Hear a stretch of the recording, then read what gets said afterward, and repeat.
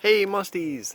I'm back with the newest edition of Godzilla, Bootleg, and Knockoffs. Yeah, it's been a little while since I've done one of these. As you can see here, I have what appears to be maybe a X Plus knockoff. It's a fairly new release. I just found it on eBay. I think it was called Godzilla Movie King of the Monsters 12-inch, something like that. So let's take a look at this one first here. As you can see, yes, it does have this obnoxiously bright turquoise paint job here for the spines. There's actually two versions of this I saw. A shiny purple version also, which is kind of cool in a Shin Godzilla reminiscent version. But at the same time, it looks a little bit better with the blue ones, obviously. Actually, out here in the sun, it has a nice little atomic glow to it. It actually kind of looks nice like this. Now, the paint is kind of just haphazardly thrown on there, as you can see. It's not like designed to meet nicely here. The red is extremely bright. Here's a look at the orange paint for the eyes. They did take time and actually give it that brownish paint across the stomach scales. And this cost me about $30, I think. That includes shipping and handling. For articulation, he's got a 360 point here in the tail. So you see it, they keep the brown paint going the whole way across the figure on the bottom. And there's another articulation point here in the tail right here, which I believe also does a 360. His legs and arms also do 360s. And that's all for articulation. There's none in the feet, wrists, waist, or head, or anything like that. It's just as I said. Okay, let's take a look here. On the bottom, there's this really comical thing here. Bandai China. Now, this, like I said, obviously isn't based on any Bandai figure that I know of. But like I said, he is supposed to be 12 inches from head to, I suppose, the curvature of the tail area. I also got, this is a different type of bootleg here, but it almost scales equally. I got this Kong Skull Island figure here. Let's get him in the sunlight here a little bit.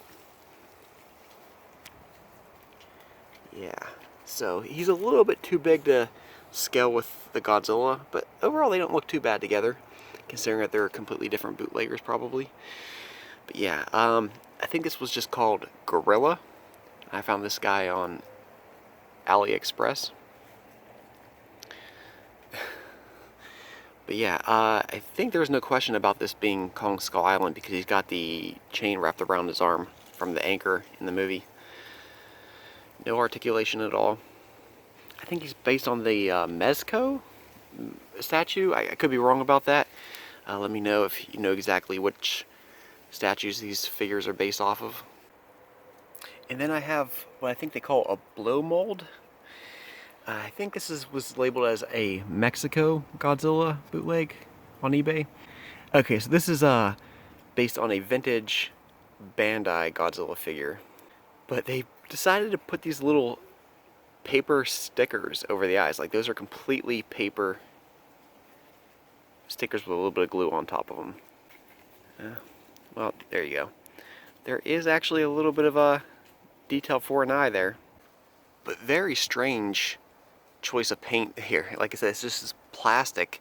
And they did paint the spines silver here. I believe the original Bandai one was like this also. It had silver paint on the spines, but it was more of a green color for the figure itself. But yeah, so they put, oh, I see what they did here. They put brown paint around the claws, and then there's this brown, almost, I guess bronze. I don't know if it looks bronze on camera. Paint around for the mouth here. Very ugly figure. Bronze for the toenails. But yeah, he's got articulation in the arms here, in the legs, and in the tail. The legs barely move though. Also, what's interesting about this figure is the little packaging that it came in. It came in this little plastic bag with this Godzilla card here. Just poorly photoshopped there, but it's a nice little effort, I guess. This looks like some old 90s artwork here. And then we have this Zilla bootleg, which is kind of ironic because it's a bootleg of a bootleg Godzilla. He's got kind of a chibi look to him, the way he's very cartoonish, with short stubby arms and limbs.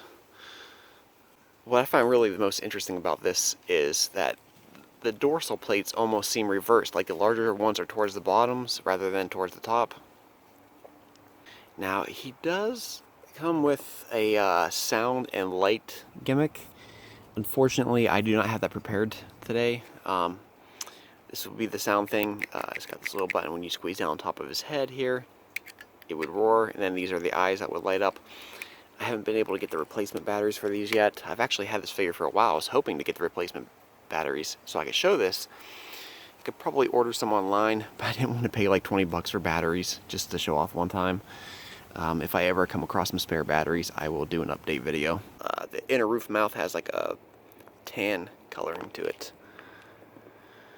As far as articulation, I don't think it technically has any. Now, there's points where you can have articulation. The arms came with a glue seal. I tried turning them and they broke off. But yeah, if you break the glue seal, you can get a little articulation and spinning the arms around and stuff. And they'll stay on there pretty firm, but they are easy to pop off. And they have these like little nubby things on the end for the design. I had to break the glue seal off the head to get the battery thing out. And there would definitely be no articulation here on the head because it's oval shaped. Just give you an idea of what it looks like inside of this figure here. And there's a glue seal, pardon that bird there. There's a glue seal around the waist, but once again it's also oval shaped, so there's no way that would articulate very well. Oop. There's something inside here, but I can't figure out what it is. You can maybe get some articulation if you break the glue seal around the tail. I haven't really wanted to do that yet, though. The legs are starting to bow inwards, so mine has a little bit of difficulty standing, but it keeps its balance. And then I bought this little collection set here of a 3-piece bootleg. There's something about this that reminds me of the Trendmasters Godzilla. It seems like he's almost a bootleg of that, or the what's that one, Imperial Godzilla figure from a long time ago. You got a little bit of brown paint right here, no articulation. And then there's a variation version in this set. It's pretty much the same thing, just a different shading. This one has brown spikes rather than silver, and silver paint on the stomach rather than brown. And the overall skin is darker. This one's a green skin, this one's more of a dark gray. And then this is the most interesting one, of course. It's a bootleg of the '98 Godzilla. Mine unfortunately has a lot of paint issues, missing chips and paint, just crumbling and drying, falling off, flaking.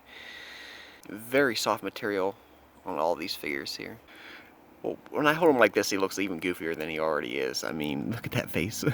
I also got this 2-pack here of, looks like, bootlegs from the new Godzilla vs. Kong movie.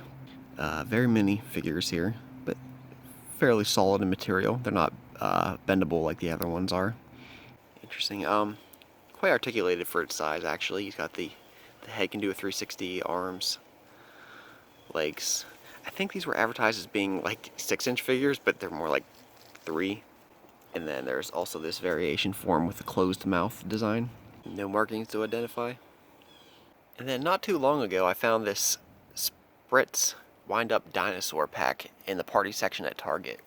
Now these are one of those things where you can really argue, are these dinosaurs? It walks that really fine line here why I think these are Godzilla. Well, I guess first of all, there's 3 colors, and they are all colors associated with Godzilla. We have green, which Godzilla is wrongfully often identified as being green. A variation of green. And then I know this one's blue, but come on, Godzilla lights up blue when he uses his atomic breath.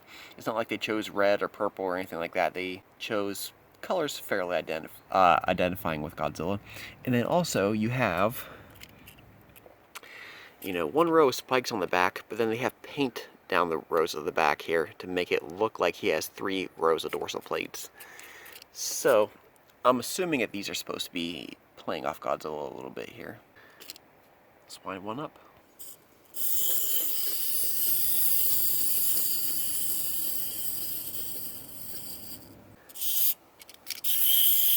the mouth chatters.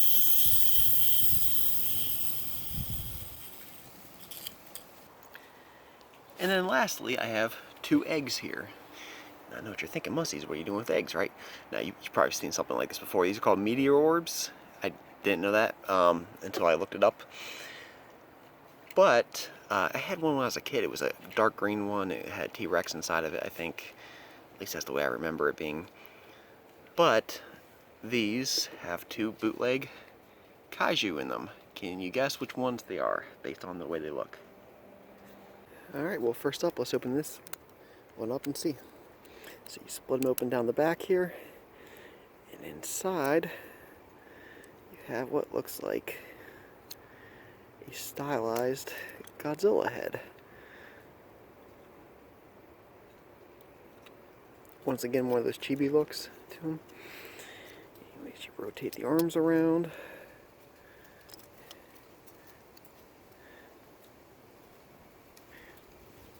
And then, as you can see, that there's these little gaps right back here where you want to make sure that it fits comfortably in there and that freely in there, I mean, so that way you don't scratch up the pieces when you go to close them up. Rotate the legs around.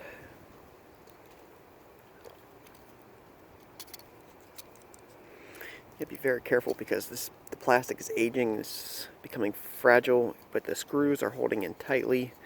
You don't put too much stress on a figure like this. And then also, before you close it up along the edges here, there's a row of dorsal plates on each side. You can see them tucked in there. So flip them around. Where's this other one at here? Flip this around. There's one. There we go, there's 2. And now these should be safe to close up gently here. Squeeze them into place. Make sure the legs and everything. You have a little articulation here once it's closed up in the tail, a little bit in the legs. The feet rotate. Like I said, the arms slide slightly. A little bit there. The head moves. You actually have some articulation in the jaw here too, and technically the dorsal plates wiggle back and forth also. So there you go. We're gonna set him aside and look at him in the end. And the next one, let's open up here. But you can tell by the outer layer of the egg which one this is. This one gets stuck here a little bit. You gotta be extremely careful. Okay. Pretty much the same as the last one. Bring the head out. Bring the feet out. Now, I actually have this one you have to rotate the feet around just to get them in there. There's that.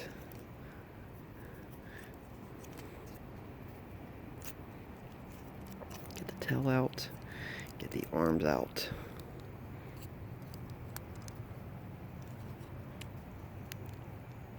Ooh, this one's extremely tight.